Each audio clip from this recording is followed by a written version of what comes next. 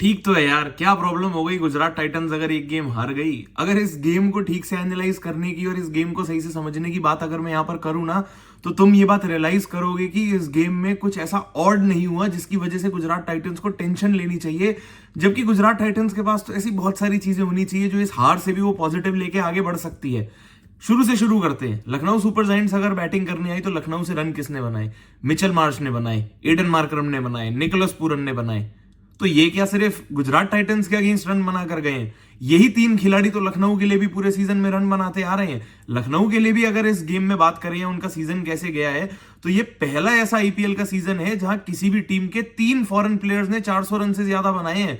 और लखनऊ के लिए वो काम Nicholas Pooran, Aiden Markram, Mitchell Marsh ने इस बार करके दिखा दिया। मिचेल मार्श जिस फॉर्म में अब तक बैटिंग कर रहे थे, पहले वो दिल्ली में खेलते थे, अब लखनऊ में आए हैं। दिल्ली में 3 साल में उन्होंने इतने रन शायद मिलाकर भी अब तक नहीं बनाए होंगे जितने उन्होंने एक ही सीजन में लखनऊ के लिए बना दिए। तो ये तो पॉजिटिव था ना लखनऊ के लिए, जो सिर्फ इस गेम में कोई आउट ऑफ द ब्लू नहीं आया कि गुजरात ने कुछ खराब चीजें करी जिसकी वजह से लखनऊ के किसी आउट ऑफ फॉर्म बैटर ने रन बना दिए। अगर ऋषभ पंत ने 50 या 60-70 रन बना दिए होते ना, तो मैं बोलता भाई गुजरात टाइटंस को टेंशन लेने की जरूरत है, क्योंकि ऋषभ पंत ने 50-60 रन बना दिए जो किसी के अगेंस्ट नहीं बनाए, गुजरात के बॉलिंग अटैक के आगे बना दिए। पर ऐसा तो हुआ नहीं। मिचेल मार्श ने सेंचुरी बनाई तो ठीक है, ले लो, मिचेल मार्श तो फॉर्म में थे, लखनऊ ने बना दिए, गुजरात उसको एक्सेप्ट करे, आगे बढ़े। क्योंकि गुजरात के लिए भी अब तक इस सीजन में क्या चल रहा था, उनके ओपनर्स रन बना रहे थे, मिडिल ऑर्डर को, लोअर मिडिल ऑर्डर को तो बैटिंग करने का इतना मौका मिल ही नहीं रहा था। क्योंकि इस पूरे टूर्नामेंट में अगर किसी भी टीम के मिडिल ऑर्डर की, जो 4 से 7 नंबर के बैटर होते हैं, लोएस्ट एवरेज अगर किसी भी टीम के मिडिल ऑर्डर का है तो वो गुजरात टाइटंस के मिडिल ऑर्डर का है। पर अगर किसी भी टीम का पूरे सीजन में हाईएस्ट स्ट्राइक रेट है मिडिल ऑर्डर का, तो वो भी गुजरात टाइटंस का है। क्यों? क्योंकि उनके मिडिल ऑर्डर के बैटर्स को बॉलें कम खेलने को मिलती है। जितनी कम खेलने को मिलती है तो वो कम से कम बॉलों में ज्यादा इंपैक्ट क्रिएट करने का सोचते हैं, और उस वजह से एवरेज उनका कम है, स्ट्राइक रेट उनकी ज्यादा है। और गुजरात टाइटंस के लिए अब तक हम लोग यही बात देख रहे थे और सब इस बात का वेट कर रहे थे कि गुजरात टाइटंस बस गेम हार जाए, इनका डाउनफॉल शुरू हो जाए। क्योंकि अनरियल लग रहा था ना अब तक ये सब, कि गुजरात टाइटंस गेम्स खेल रही है, जीत रही है, डोमिनेट कर रही है, कोई वीक लिंक नहीं है टीम में। ओपनर्स आ रहे हैं, 10 विकेट से 200 रन चेस करके जा रहे हैं। बॉलर हैं तो वो किसी टीम को 200 रन बनाने नहीं दे रहे हैं, बना रहे हैं तो बैटर आके चेस कर रहे हैं। तो तुम करोगे क्या? तुम ऐसे ही किसी गेम का वेट करोगे? तो गुजरात के लिए अच्छा है कि ये गेम आया, प्लेऑफ्स में तुम क्वालिफाई कर चुके हो, और प्लेऑफ से पहले आके शायद अब चला भी गया। क्योंकि गुजरात टाइटंस ऐसी टीम नहीं है जो इस हार के बाद से अपना डाउनफॉल शुरू कर देगी और हारती ही चली जाएगी। क्योंकि गुजरात टाइटंस इस सीजन में भी मैच हारी पर उसके बाद जीती। ऐसा नहीं हुआ कि गेम हारी और फिर हारती चली गई और एक प्लेयर परफॉर्म नहीं कर रहा तो गुजरात ने वहां से कमबैक नहीं करी, या टीम में वो चेंजेस नहीं करे, या अपनी गलती को समझ के उसको ठीक नहीं किया, उसको सुधारा नहीं। गुजरात ने वो करके दिखाया। क्योंकि सीजन की शुरुआत ही गुजरात के लिए खराब थी। पहला मैच ही हार गई थी पंजाब किंग्स से, अपने ही घर पे खेल रही थी, 240 रन कंसीड कर लिए थे गुजरात के बॉलर्स ने।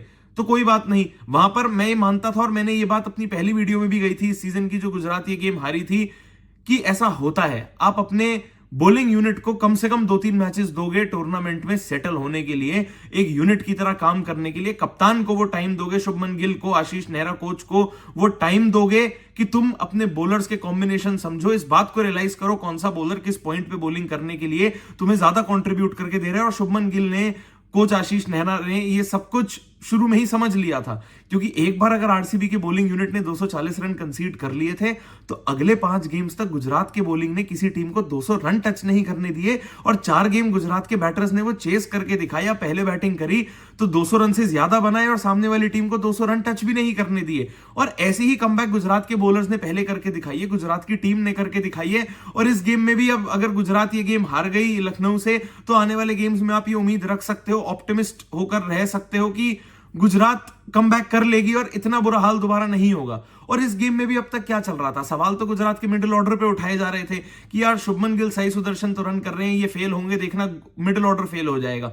मैं नहीं मानता कि गुजरात का टॉप ऑर्डर फेल हो गया, क्योंकि शुभमन गिल, साई सुदर्शन अभी भी अगर एक 46 रन की पार्टनरशिप करके गए, तो ऐसी और कितनी टीमें हैं जो 46 रन की पार्टनरशिप आप बोलोगे कि फेलियर है। कुछ कुछ टीमें तो 46 रन की पार्टनरशिप कर रही हैं, तो उनके लिए बोलते हैं कि यार वाह, इस टीम का तो मतलब कमाल हो गया। केकेआर का ओपनिंग पेयर अब तक इतना फेल हुआ था, 46 रन अगर उनका ओपनिंग पेयर बना दे बिना कोई विकेट लूज करे, तो हम कहते कि यार वाओ, केकेआर का ओपनिंग पेयर आज सक्सेसफुल हो गया।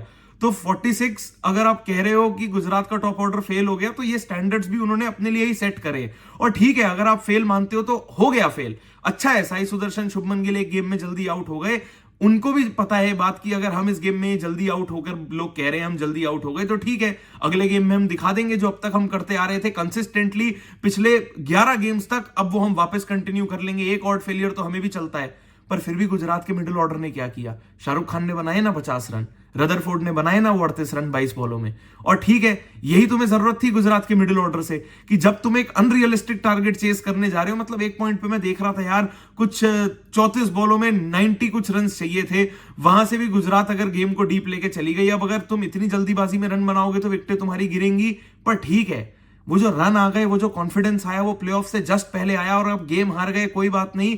इस गेम से ये जो पॉजिटिव्स जिसके बारे में भी हमने बात करी, गुजरात इसको लेगी, अगले गेम के बारे में सोचेगी, चेन्नई को हराने के बारे में सोचेगी, टॉप 2 में फिनिश करने के बारे में सोचेगी। ये बात ना मैंने पिछले सीजन में भी करी थी, जिसके बारे में मैं अब बात करूंगा। तब भी मैं कंटेंट क्रिएट कर रहा था, तो मैंने ये पॉइंट रेस किया था कि लास्ट ईयर राशिद खान अपनी वो फॉर्म में नहीं लग रहे थे, कि वो जो करामाती खान, जो राशिद खान जो बीच में आते थे और बस विकेट निकाल कर दे देते थे, रन्स लीक नहीं करते थे, वो बात नजर नहीं आ रही थी।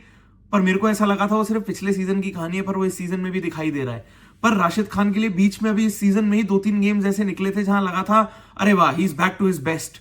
बट ऐसा वो रेप्लिकेट नहीं हो पाया गेम टू गेम, क्योंकि लोग अब उनको रीड कर पा रहे हैं, उनके अगेंस्ट इतना वो खौफ नहीं है। राशिद खान भी शायद उतने कॉन्फिडेंट नहीं है, क्योंकि अब वो खौफ होता है ना, जब तुम्हें खुद रियलाइज हो जाए कि यार अब सामने वाला मेरे से डर नहीं रहा है, तो तुम भी थोड़ा सा बैकफुट पे जाके अपने माइंड में चले जाओगे, ज्यादा सोचोगे, एक्स्ट्रा चीजें करने की कोशिश करोगे। तो राशिद खान भी शायद कुछ ऐसा सोच रहे हैं। बट अगर गुजरात को ये कमबैक के बारे में सोचना है तो राशिद खान का फॉर्म में आना जरूरी है। और यही एक लिंक होगी कि जब बाकी अगर एक गेम में तुम्हारे पेसर्स वो कमाल नहीं कर पा रहे हैं, तो राशिद खान आए, कमाल करें, साथ में साई किशोर से भी बॉलिंग कराएं, अपना एक्सपीरियंस यूज करें, सीनियोरिटी यूज करें, और गुजरात को गेम में बनाए रखें। बाकी लखनऊ के लिए तो जो हमने बातें करी हैं सीजन में, अब तक मैंने 1000 बार ये बात कर दी है, मैं वापस करके बोर नहीं करूंगा। निकोलस पूरन पे ओवर डिपेंडेंसी, अब तो वो फॉरेन प्लेयर्स पे ओवर डिपेंडेंसी हो गई। बट ठीक है, इंडियन फैंस के लिए भी अच्छी बात है, ऋषभ पंत ने 2 छक्के लगाए और ये दिखा दिया कि भाई ठीक है, मेरे बैट से बॉल लग रही है, तुम इतनी टेंशन मत लो। तो अच्छी बात है, अब इंग्लैंड जाके खेलेंगे तो शायद वो वापस डिस्ट्रक्टिव फॉर्म दिखाई देगी। सवाल बस अब यही होगा कि क्या लखनऊ सुपर जायंट्स की मैनेजमेंट ऋषभ पंत को ये 27 करोड़ के अमाउंट में अगले साल भी रखना चाहेगी, या रिलीज करके अपने पर्स में वो 27 करोड़ वापस लाएगी, कुछ 3-4 बाकी क्वालिटी प्लेयर्स को पकड़ के लाएगी जो बाकी टीम्स रिलीज करेगी, और अपनी टीम को थोड़ा और अगले साल के लिए स्ट्रांग बनाएगी। वीडियो अगर पसंद आई हो तो लाइक जरूर करना, नीचे कमेंट करके ये आप बताना कि अब गुजरात टाइटंस जो ये एक गेम हार गई है, तो इसके बाद अब आपके हिसाब से लीग स्टेजेस के बाद किस ऑर्डर में अपनी ये 4 क्वालिफाइड टीम्स प्लेऑफ्स खेलने के लिए उतरेंगी, और क्या आपके हिसाब से ऋषभ पंत को अगले सीजन के लिए लखनऊ सुपर जायंट्स को रिलीज कर देना चाहिए या नहीं। चैनल अगर अब तक सब्सक्राइब नहीं किया है तो सब्सक्राइब जरूर कर देना, क्योंकि मैं तो ऐसे ही हर गेम के बाद आके आपको कंटेंट देता ही रहूंगा, क्योंकि अभी तो बहुत क्रिकेट और बहुत बातें बाकी हैं।